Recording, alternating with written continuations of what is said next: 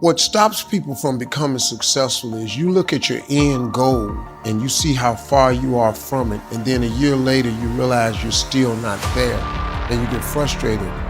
That's not how you measure success. Success is not how far you've gotten. Success is how far you've gotten from where you started. And you have to take inventory of your life, man. You gotta, as a young person, you gotta go, okay, I'm 19, and I got my first speaking role. The average person don't get the first speaking role at 19, man. So you gotta be okay with that. And I'm gonna drop this piece of jewel on you, man, that success is a process. It's an arduous process. I'm still in the process. I gotta mentor boys, especially for young people, man, because I've been young and I wanted it so bad and I had nothing, man. So you gotta understand this thing called success is a process. Set your goals, but understand it take a long time to make a lot of money. You hear me, man? It take a long time to make a lot of money. Quit looking at Instagram. Instagram is people's highlight reel. That ain't really how they look. They got one Birkin bag, that ain't a real one, and they got it on Instagram and they showing you the clasp open and all that, and they got a filter on it and they look perfect. They don't have a bump.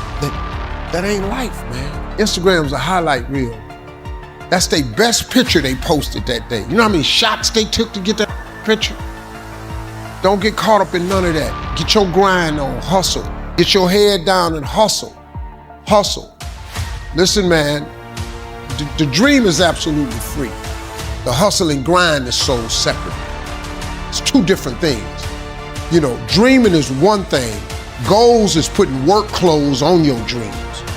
You gotta set goals. When you set goals, you take your dreams and you don't put work clothes on.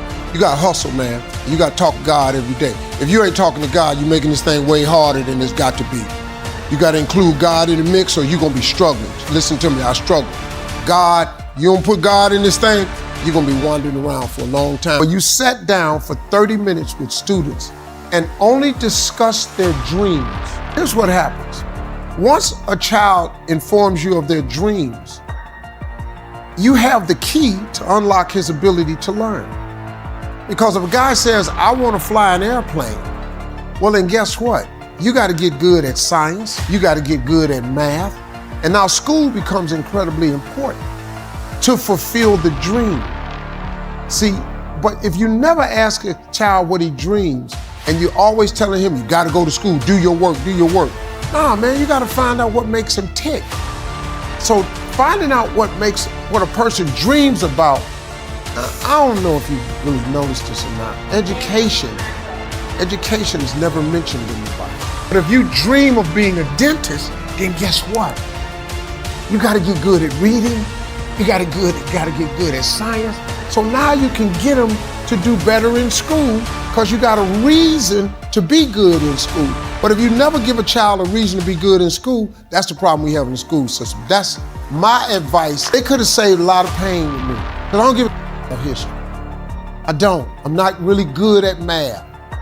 I'm good at addition, subtraction, and multiplication. I know how many days I come to work. I know how much I make each day, and I multiply that, and I know how much you owe me. That's all I need to know. The whole time, my whole ambition was to be on TV and to tell jokes. So why you feeding me this physics? It could have saved me some trouble. Stuttering is not a physical ailment. It's purely mental. And it's only because it starts with the nervousness, and then after that, it's anticipation. When you stutter, and people know you stutter, when they talk to you like this. So, how are you today? And you see that, and it locks you up, because you know they waiting on you to start this, doing, and it locks you up. The way you, is the person here that stutters? Here's the deal, man. First of all, you start, okay, let me ask you the question. When you read, do you stutter? No, I know you don't. When you read, you don't stutter. When you talk to yourself, do you stutter? No. It's only when you talk externally to other people. That's the whole key. It starts because you built up an anxiety and a nervousness. So the way you cover stuttering is You stop eye contact with people. You cannot look at people. You have to talk within yourself. So I have little boys that come to my mentoring camp that study. I cure every last one of them little boys in my mentoring camp. I'd never let a little boy walk with my camp and still study. And I mean with really bad study. The last camp I had, the little boy, the mother came to me and said, if you could just help him study. I said, just give me the boy. I got him on a Tuesday. Saturday, he gave the commencement speech at the graduation. Whenever somebody talks to you, remove the tension, take the eye contact away. Go within yourself, say it to yourself twice, and then before you look up, answer the question, then look up. That's the drill I want you to do.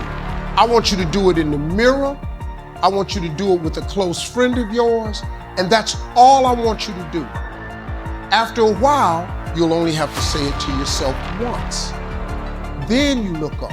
After a while, you'll be able to look at them, say it to yourself internally, then say it. That's it, man. I'm gonna give you the second drill. This is how you do it. This is it. This is how you cure stuttering. There's nothing else. Staying away from the ST sounds, PR sounds, all of that. No. It's just you. It's going within yourself. Now I saw, ain't just a dude that I saw on the camera dancing. Yeah, so you got an extroverted side. You just gotta let it out. The next thing you do, tell yourself, I no longer stutter. Because it's mental. You gotta say this to yourself all the time.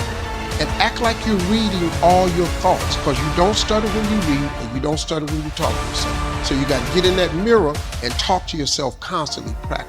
I'm gonna show you how to do it, man. Tell jokes just in Cleveland and get famous. So I had to go away to get it done. But I think I understand you can love your family and love your gift, and you shouldn't have to pick between the two. Because guilt is the most useless emotion in the world. Guilt serves the purpose of no one except the person who's trying to apply it for manipulative purposes. Every time I've ever been guilty is because somebody, oh, you just done forgot us. Oh, so now you think you all that. No, I don't think, no. See, what happened is you think that I'm all this, and you think I now think I'm this, when I'm really the same dude. One thing I learned about money doesn't change people.